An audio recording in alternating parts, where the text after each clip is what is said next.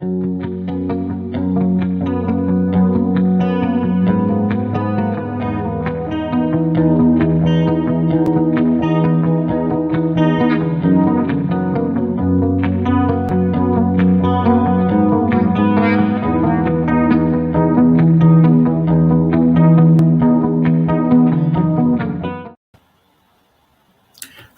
welcome to another coffee break with Kardec, our program where we grab a cup of coffee, tea, or hot chocolate, or even a cold drink, and then talk about some aspects of the book Genesis. And today we will be talking about healings.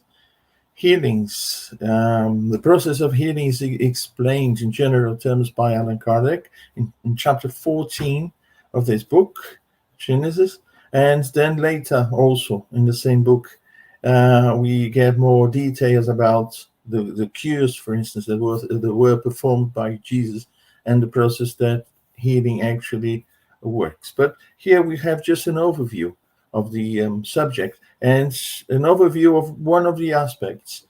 We won't be talking about the process between, we know we have the fluidic body, the perispirit, and we know we have the physical body. Both are, they come from the same primitive element, which is the universal cosmic fluid. One in a less dense state, which is the perispirit, and the other one, the physical body, which is in a very dense state. But they both come from the same universal fluid. So it's just changing properties that make them different. And of course, because they are together when we are in a physical body, and so there is an interaction between the two.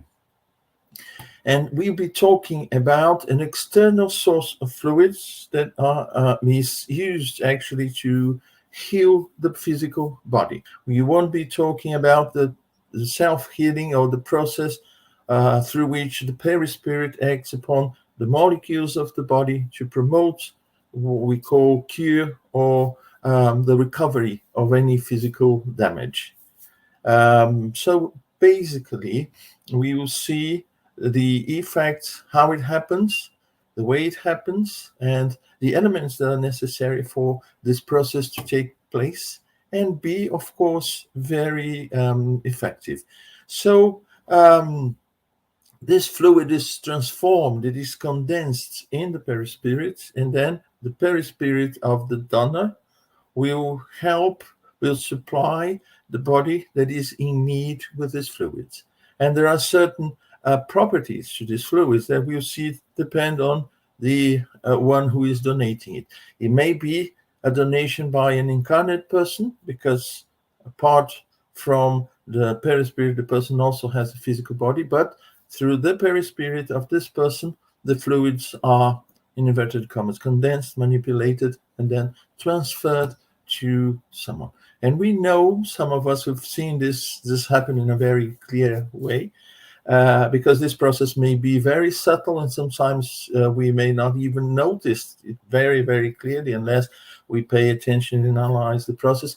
But sometimes cure is almost immediate.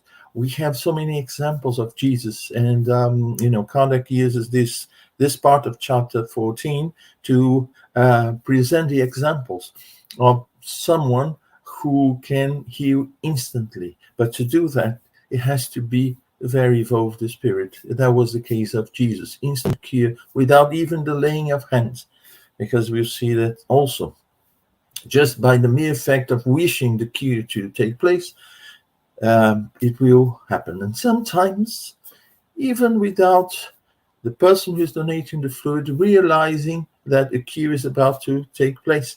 This is the case of the gospel when Jesus was walking with the multitude, and there was this woman. She had been bleeding for a long time, and then she had a faith. That means she put herself in a way to attract the good fluids that will help her in this process.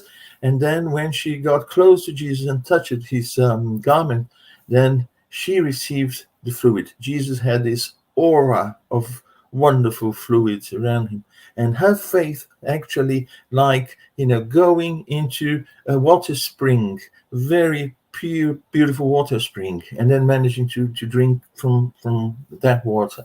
And that was she did. And Jesus realized that the process had taken place. He felt, because those were fluids that were around him, and she knew, and then she identified herself as the one who had done that. And he had, your faith has saved you. That means it was also important for the person on the receiving end to be in the right position to receive. And Jesus was, like a sun, or like a wonderful water spring, spreading these energies, very good and positive energies all around. And those who were in conditions to receive, they received. And in some cases, he actually did that. But another point that is important to notice is that Jesus performed many cures, but some of them, to say the least, if not most of them, they managed to recover that. And then we go into the process where the perispirit of the person wasn't actually healthy. And then Jesus cured the body, but then he gave pieces of advice for the person to cure herself on a spiritual level. Go and sin no more. Change your behavior, do things differently. Otherwise, the disease will be there in your perispirit, and then soon it will affect again the physical body. The matrix is damaged. So whatever is supported by that matrix will be affected. If you change the matrix, which is the perispirit, you will certainly change the condition of the physical body. So the process of healing takes place by replacing unhealthy molecules with a healthy one. We know that there is this interaction between subtle matter, which is basically derived, transformed, condensed from the universal cosmic fluid, with matter, which is another degree of condensation of the same fluid. So they interact, and we can change properties of molecules. They can be damaged, but they can be actually recovered, and this is the process of healing. So the power of cure, the power for the cure to happen, is actually in direct proportion to the purity of the injected substance. So it is the person that managed to manipulate the fluids with his or her perispirit that is going to inject, through healing, these fluids into an external body, someone else's body, and the fluids will promote the cure through that process. And it depends on the quality of the fluids.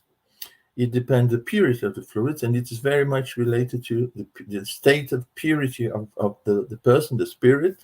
It depends on the energy of the will. What I mean by that is it's like opening a tap. You may get nice, clean water, but you may get water that is not that pure, but you may just drip. So the quality of the water is the quality of the fluid. The amount of water that comes out of that tap is the energy of the will. It may just drip, or you may get, this powerful shower, and the effects, are very much different. So the spirits, they talk about abundant fluids that have greater penetration power. That means that will produce a greater change when they reach the molecules that are going to be transformed, replaced, recovered, whatever. So, and there's another element. The first one, as I said before, is the quality of the fluid. The second one is the energy of the willpower. And the third one is the intention that animates the one who wants to do the healing.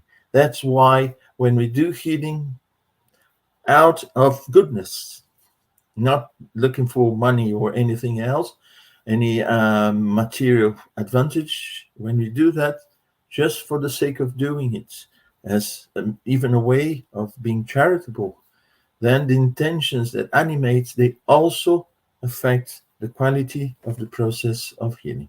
So what are the effects? What may happen through this process? So basically it varies, from one extreme to the other. One extreme is a process that is very slow. It depends very much on the circumstances. That's why the spirits, they say that it varies a lot. We won't get the same result all the time. So sometimes it's very slow and requires a prolonged treatment. This is one end. The other end is sometimes, it's very quick. So it's like an electric current, as Kardec has put. And then what came into my mind when I read that is that it's like, resuscitating someone who's just had a cardiac arrest. You can do the massage on the chest, actually, but you can also use a defibrillator where, through a very strong current, you can get the heart to start beating again and resuscitate the person. Resuscitate, not resurrect the person. The body was completely deteriorated to the point that wouldn't be able for the spirit to recover it and carry on using it. So it's more or less like that. So there are individuals who are endowed with its power to perform instantaneous healings. And if we go to the Revue Spirit, the Spiritist journal, there are many accounts there of cases of instant healings that were studied by Kardec, that were proved by Kardec, and he puts that, there are no doubts they really took place. And just by, laying your hands, or just, through the act of the will, the person cured someone else instantly. So he says that it's very rare. So, but in between these two poles, we have, gradations. We have different degrees of this process of healing. So, and he also points out that healing is also a process of magnetism. And this process differ in intensity and the speed of action, as we've just seen. But in all cases, the fluid is the one that performs the role of therapeutic agent. So the one that does the therapy is the agent of the therapy is the fluid, as we've seen before. Whose quality depends on those three elements I said before: the the degree of purity, the willpower of the person who is donating it, and also the intention. And so we have then three different types or categories of magnetic healing. We can say that once the fluids, they are manipulated and injected, donated by the person, his or her own fluids, this is human magnetism. And of course, it has a certain power of action. But then we have also the second case, which is the case that spirits directly provide the fluids. So Kardec calls this, spiritual magnetism. And then there's the third case. In this third case, we have the two acting together. So the person, the incarnate one, the incarnate element is actually the intermediary. And then the spirits provide the necessary quality for the fluids to actually act upon the person who is receiving the healing. And I would dare say that in most cases, what is provided is in accordance to the merits of the person who is receiving, and not, for the medium to, to feel that he's very powerful, he's a wonderful medium, and so on. So that's why it's important to look at all the elements that provide the quality of the fluid from the aspect of the incarnate element. And of course, the spirits will come and help. Sometimes, if the spirits are not called to help, they may help, but usually what happens is the magnetizer of the incarnate person doing the healing will call the help of the spirits. And that's the type of healing This last one is the type of healing that most spiritist centers offer. It's a healing where we prepare ourselves, we call for the help of the benefactors, and then they will provide the right fluids for the person, and we put ourselves in a position of donating, of serving, of helping without expectations, because the results are not our responsibility. Our responsibility is to be a good element in this process, to be connected with the benefactors, to have good intentions, and to have the intention to help, to be truly charitable.